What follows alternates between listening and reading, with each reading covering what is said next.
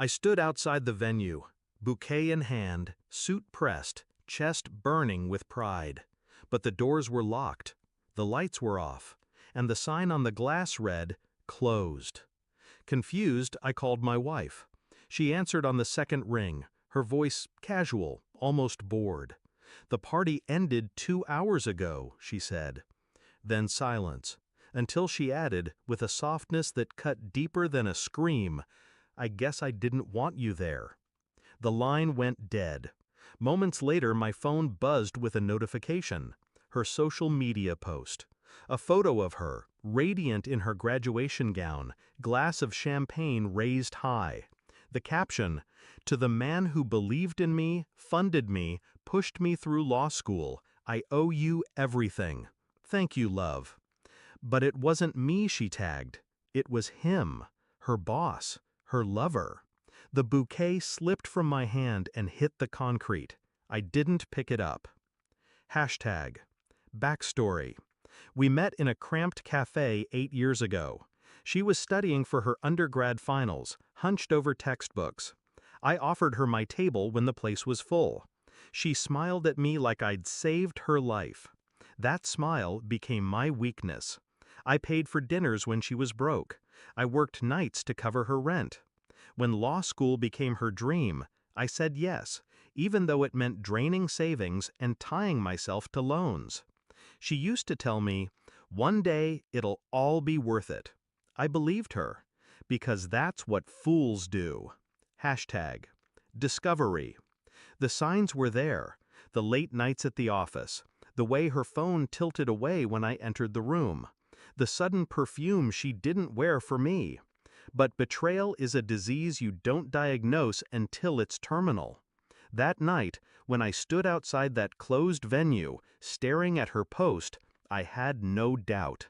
The infection had reached the bone. The shift. I didn't shout.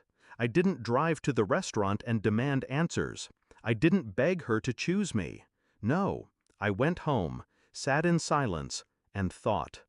Because grief is messy. But revenge? Revenge requires clarity. She had traded me for him, her office lover, the same man who came begging for investors 3 years ago when his promising startup was circling the drain. The man I rescued with my capital. 90%, that's the stake I bought. That's the leash I held. And he never even felt the collar tighten, until I decided to pull it. Execution. The first thing I did was cancel every card, every tuition autopay, every lingering loan she thought was magically vanishing. Her comfort evaporated overnight. Then the company. One signature, one wire transfer. I sold my 90% stake, 157 million worth. Not to a competitor, not to a friend, to a shark who'd been circling for years, waiting for blood. Within minutes, news hit the market. Their company stock free fell. My phone lit up with missed calls, 154 in under an hour. Her name, his name, friends, colleagues, all of them clawing at me through the screen. I let the phone buzz until it went silent. Climax. Then came the knock at my door, hard, desperate.